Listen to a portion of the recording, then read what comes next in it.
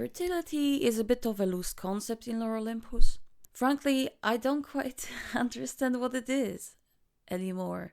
The very definition of fertility would be, I guess, in the most rudimentary way, the ability to produce children, the ability to produce crop, this kind of energy of sort of producing fruit, in a way, if you know what I mean. In Lore Olympus, it kind of has two meanings, but both of these are equally confusing.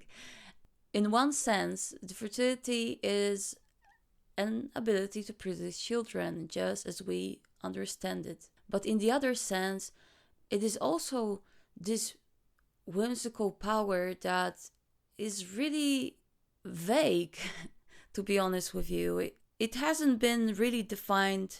It's been just discussed as this superpower. However, it's only ever discussed in the sense of other gods wanting to tap into this power and potentially harm the goddesses who wield it. We don't get much insight into what this power actually means. And I feel the concept of fertility itself has been changing quite a lot throughout the course of Lore Olympus story. And I don't know if anybody else had this kind of experience, but when I was first introduced to the idea of fertility, when it was mentioned on the beach that Persephone is a fertility goddess, they had a whole discussion. I thought it was just kind of like an ordinary power, because it wasn't framed as something supernatural. I mean, supernatural for gods, but, well, the way Demeter describes the whole concept of fertility goddess later on, it appears that these are kind of almost like a mythical creatures amongst the gods. Not all of the gods believe in their existence.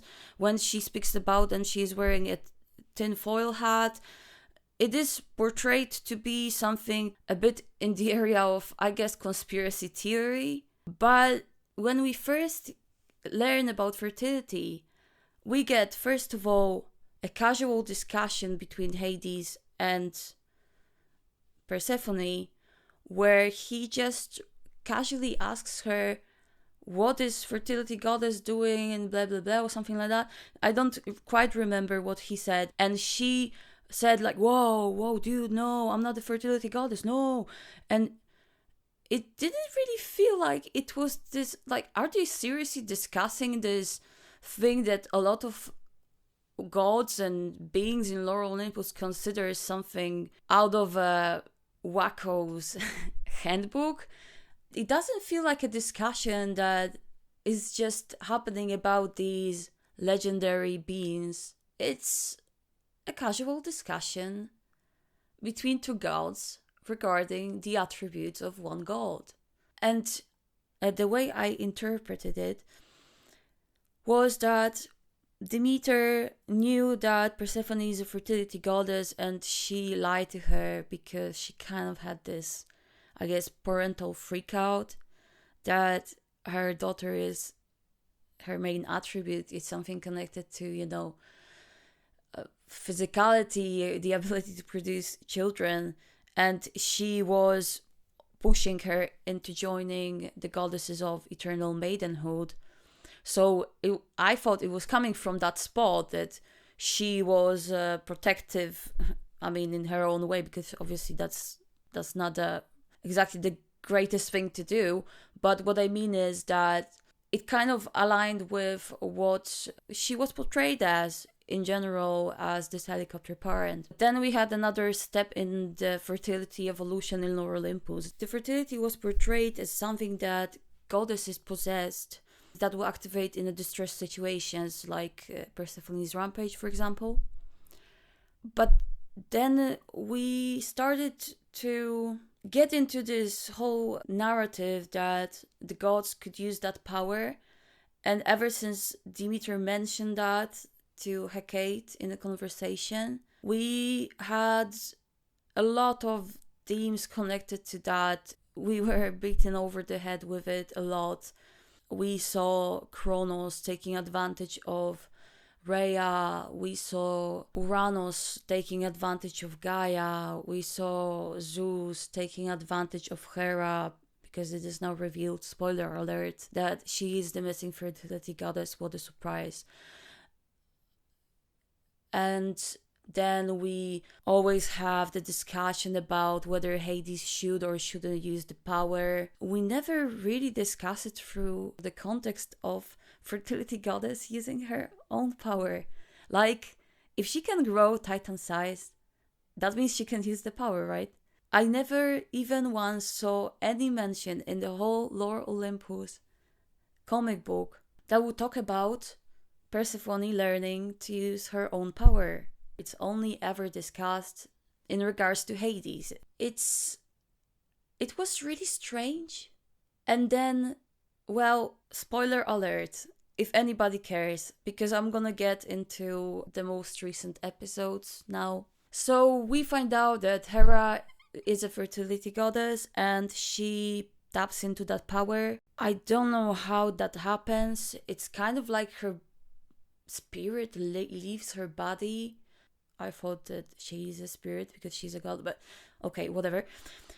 She grows Titan size and squares up to Kronos. She's using her own power, and she never actually learned to use this power in whatever shape or form. I don't understand. It's like the only way we discussed it throughout the comic book was about gods tapping into this power, and then we have Hera, which is also really funny. I mean, I was meant to save it for another video, but the whole thing about her saying things like, oh yeah, I'm not really a very skilled fighter, I am more into the art of conversation, and then she grows Titan size and is like entirely thrown out of the window, and she just becomes like this, Amazon fighting him. But then why did you told us that she can't fight? Man, I mean, does that fertility goddess thing also gives you a boost in hand-to-hand combat skills? I mean, well,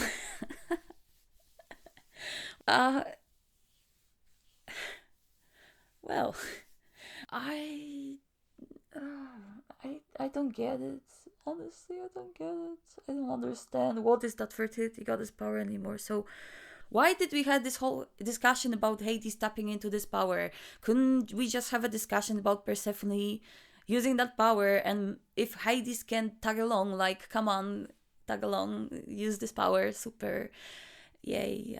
In the most recent episode that dropped this weekend, we find out that Hades is still the part of the equation. He's just kind of transferring the power wielding to her, but it is still coming from that union. But then I don't understand, because Hera clearly wasn't drawing power from any love source, and the same case goes for Persephone during her rampage. So it just doesn't make any sense, unless it's like, okay, so she is super OP and she can use this power, but if she does it with the help of her loved one and forms a union, then she is double strong. According to my current understanding of this whole mess, she actually tapped into her own power. That was her own set of abilities, so she could actually somewhere deep down use that power, but we never had a discussion about her even trying. It was always framed as this sort of a boost that she could give to Hades, and now that we find out that these fertility goddesses can trigger this power themselves, just as Hera showed us, I don't understand why even Hades had to... oh god, if it was explained, that, okay, so she can try to use her own power, but she does it with Hades because, two is better than one, and there's, it increased their chances of defeating Uranos. But it's not portrayed like that. It's kind of like she has to tap into this power through Hades, but rather than her supercharging him, he's gonna supercharge her. So I guess that's super better, and that basically, gets rid of all the problems with the narrative about you having to rely on someone when accessing this power. Not really, actually. Hera didn't need it. Is it because Hera is actually more powerful than Persephone, or what? It's the deal. We don't know, and we won't probably know ever. And at the beginning, because it was clear to me that fertility was kind of like a normal attribute, at least it was trained this way by that time, I thought that Persephone is a fertility goddess, not the spring goddess, but it turns out that she is a spring goddess and also a fertility goddess, which causes this weird situation where we don't really understand what this power is. If that gives you only like a boost in your powers and makes you grow Titan-sized, well, there's another problem with that. We actually saw other gods, apart from fertility gods, growing Titan-sized in the comic book, most notably Aphrodite in one of the scenes when she was screaming at Persephone. We could say that it was a scene that was kind of a cartoonish and it was meant to symbolize how imposing Aphrodite is to Persephone, but I have a feeling it originally wasn't that.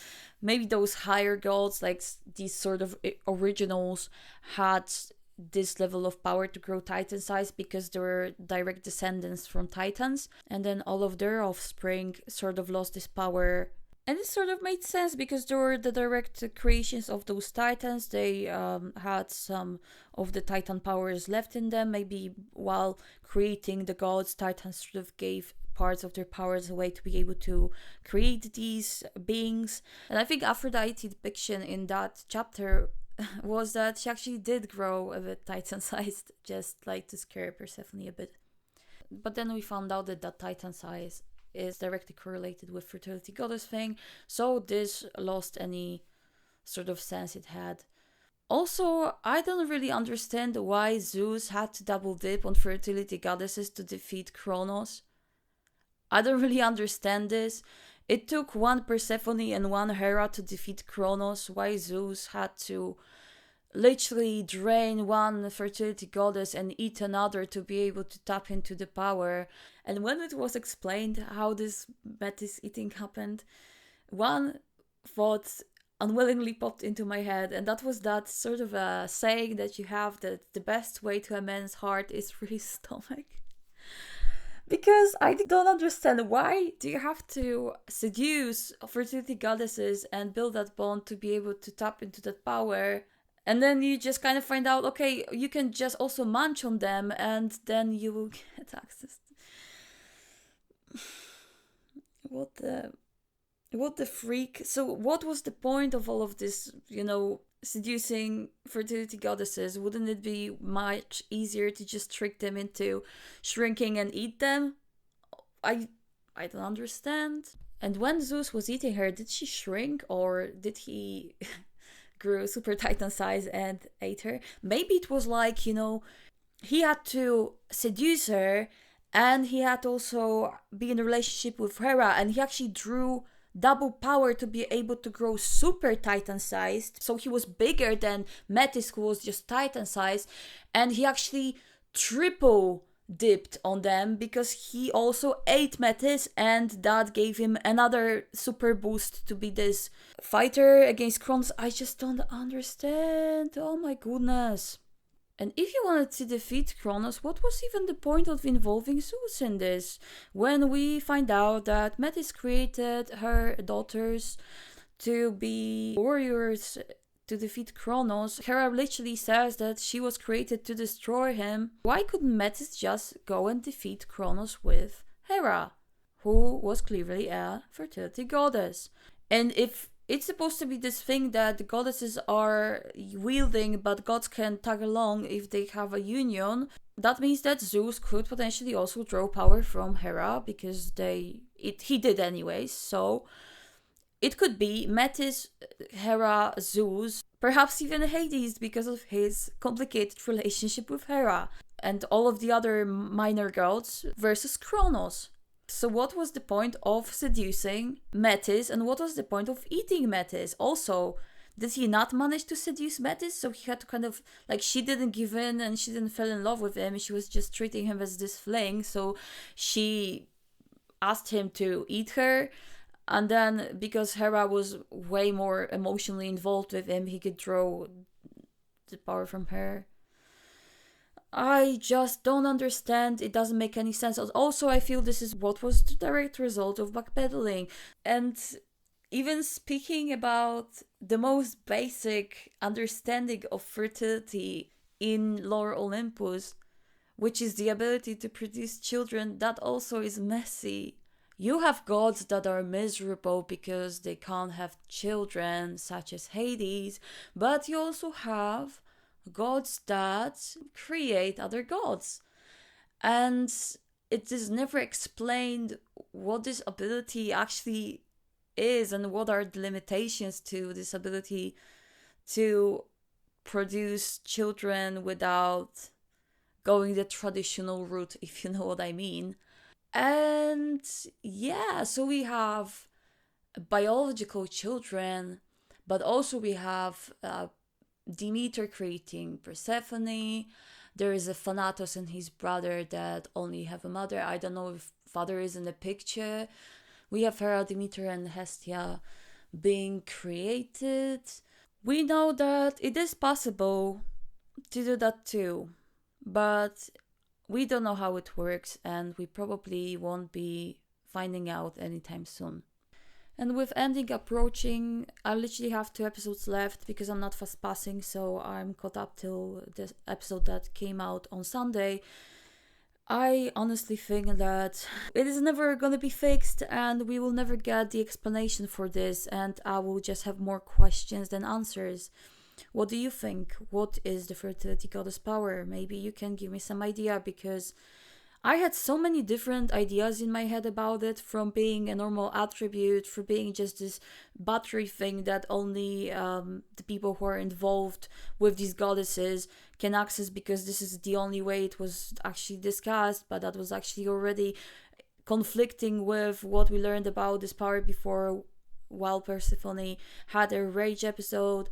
Then we found out that this is just like the union, but the both partners can use it. I'm confused, honestly, as I can be, and maybe you have some better ideas, because I'm lost. I think that the fertility goddess concept is overall a mess. The best way to portray it would be probably to stick to the original vision and just make it an attribute, and then we could have the resolution for infertility arc for Hades, with the resolution being that Persephone is a fertility goddess and she can work some magic because that's her attribute. Voila. And I think we would just need to introduce some guidelines. I think the version with like the original Titan-sized gods being able to create the original gods and them still retaining some of that power. I think Persephone, we would need to find a better solution for her than just being created out of roses. I don't know if introducing some sort of a father would be a good idea, or it could be resolved just like it was resolved in Lore Rekindled. And speaking of Lore Rekindled, some of you mentioned to me the whole Lore Rekindled thing, and I didn't even know what it was, and I'm so glad you did. Oh my god, I'm gonna make a video about this in the future, because it's just, oh my god, without giving away any spoilers, this is like, honestly, I reconnected with the old emotions that I had for Lore Olympus by reading that, and honestly, it's just so good. Thank you so much. And I would also like to take this occasion to thank everybody who subscribed to my channel. I'm really, really grateful. Thank you so much for being here. Well, that's it for now. Thank you so much for watching. If you like this video, please give it a like and consider subscribing to my channel. And I'll speak to you later. Bye!